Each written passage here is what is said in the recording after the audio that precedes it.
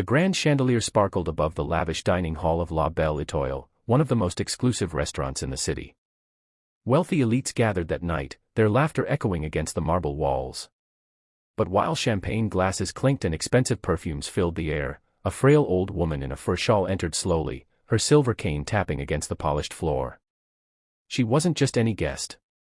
She was Eleanor Whitmore, one of the richest women in the state, a billionaire whose family name was synonymous with power. But the moment Eleanor's eyes swept across the room, they didn't stop on the faces of her business partners or rivals. They froze on something else. A waitress, a young woman with tired eyes and trembling hands, was moving carefully between tables, balancing a tray of glasses. Around her neck hung a delicate necklace. Not just any necklace. Eleanor's heart stopped. It was her wedding necklace. The one her late husband had given her on the night they had promised forever. The one she had lost decades ago. The necklace that was supposed to be buried with her memories. Eleanor's breath caught, her fingers trembling as she clutched her cane tighter. How could she be wearing it, she whispered to herself. The waitress, named Clara, didn't notice the stares. She was too busy trying to keep her job.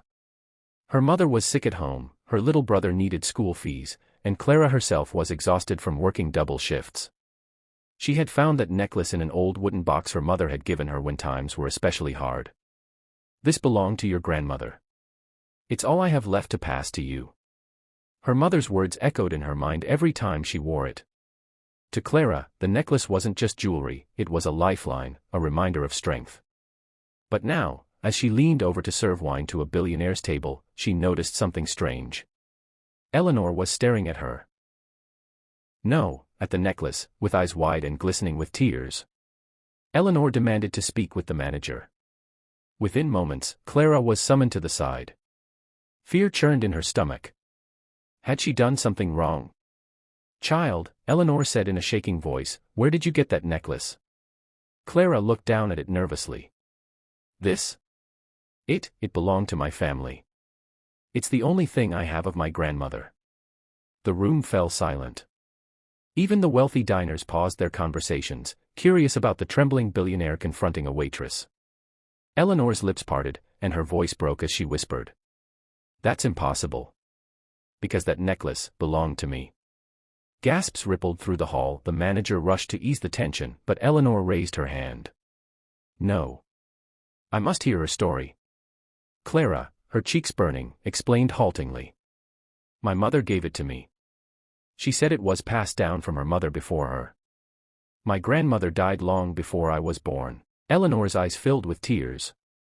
What was your grandmother's name? Clara hesitated. Her name was Margaret. Eleanor dropped her cane.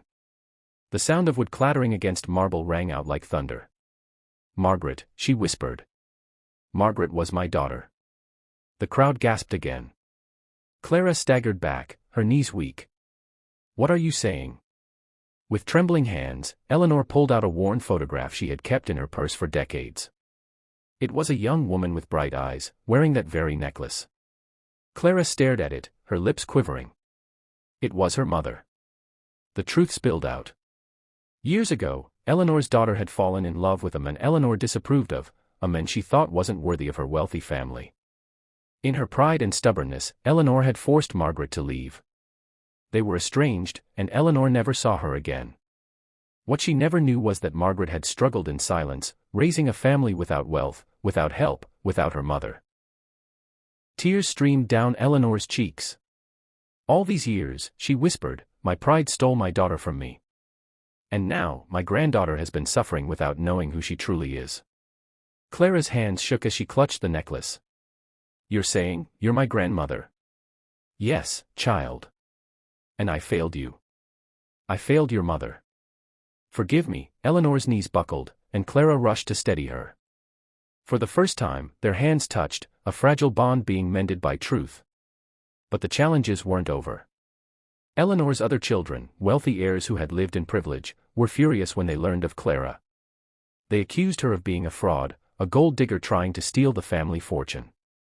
She's nothing but a waitress, one of them spat. She doesn't belong with us. Clara, hurt and humiliated, almost walked away. She didn't want their wealth. All she wanted was a family that wouldn't reject her. But Eleanor stood firm. "No," she said in a voice full of steel. "Blood makes her family, but love will prove it. If anyone questions her place, they question me." It wasn't easy. Clara faced cold stares, cruel words, and constant doubt. But she held on, not for the money, but for the love she had found in Eleanor's eyes. Slowly, as days turned to months, even the harshest critics in the Whitmore family began to see Clara's heart. She didn't ask for riches. She worked hard, studied, and took care of her mother.